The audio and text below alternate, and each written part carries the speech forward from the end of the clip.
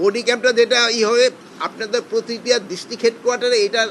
আপনারাও দেখতে পারবেন প্রতিটা সেন্টারে নির্বাচনটা কিভাবে হচ্ছে সুস্থভাবে হচ্ছে কিনা এইটা দেখার হইলো বডি ক্যাম্প কিন্তু আমাকে এখনো পুলিশের কাছে আছে ইভেন এই যে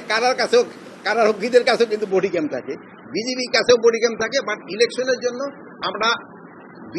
পুলিশের কাছে আবার 10,000 মতো বডি ক্যাম্প আছে বিজিবির কাছেও কিছু আছে এখন আরও আমরা 40,000 বডি ক্যাম্প কেনার চিন্তা ভাবনা আছে এটা পুরা ভোটার কেন্দ্রগুলিতে আমরা যেন নির্বাচনে এক জায়গা থেকে দেখা যায় এটা একটা সেন্ট্রালি দেখার একটা ব্যবস্থা থাকবে ওটা থেকে নেওয়া হবে প্লাস জেলা হেডকোয়ার্টারগুলিও ব্যবস্থা থাকবে ইভেন আমরা চিন্তা ভাবনা করতেছি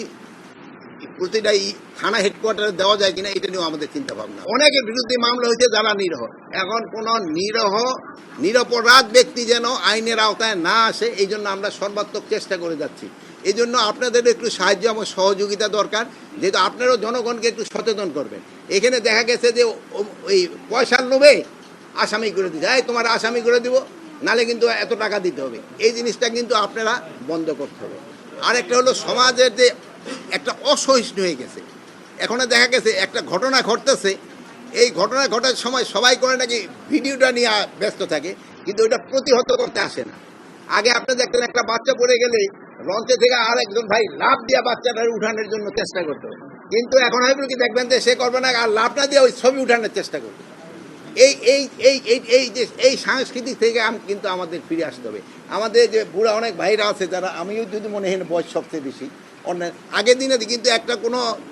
অপকর্ম কেউ করতেছিলে এটা একটা প্রতিহত করতো কয়েকজন দাঁড়ায় এখন কিন্তু এই জিনিসটা কমে গেছে এটা আপনি কিন্তু জনগণকে একটু সচেতন করতে হবে আর সব কিছুতে এত অসহিষ্ণু হলে হবে না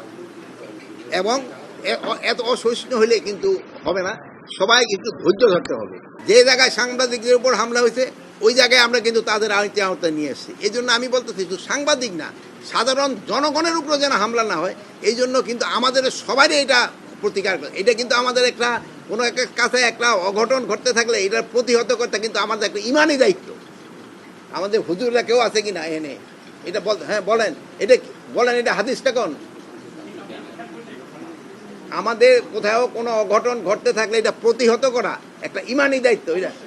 এই যে দেখেন এটা হুজুর এটা কিন্তু আমাদের দায়িত্ব